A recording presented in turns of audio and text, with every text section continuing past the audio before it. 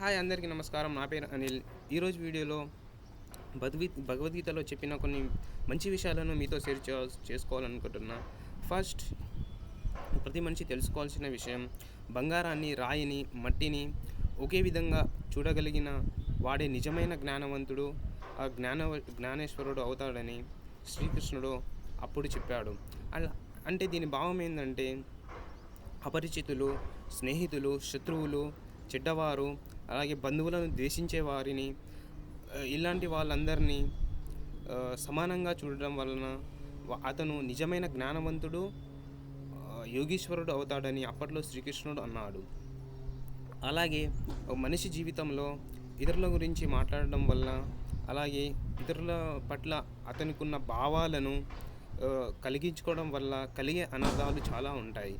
First అలా కలిగినప్పుడు అతను తన మనస్తాపానికి గురవుతాడు.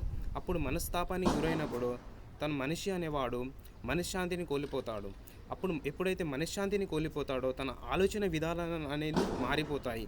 ఎప్పుడైతే ఆలోచన విధానాలు మారిపోతాయో అప్పుడు మనిషి యొక్క జీవనశైలి అనేది చాలా కురంగా మారుతుంది. కాబట్టి జీవితంలో సంతోషంగా ఉండడం నేర్చుకోండి. ఇతరుల గురించి ఆలోచించడం మానేయండి. ఎప్పుడైతే మనసు, శరీరం, అలాగే ఆత్మ కలయిక ఉంటుందో అప్పుడు జీవనం అనేది చాలా సులువుగా సాగుతుంది. So thank you for watching this video.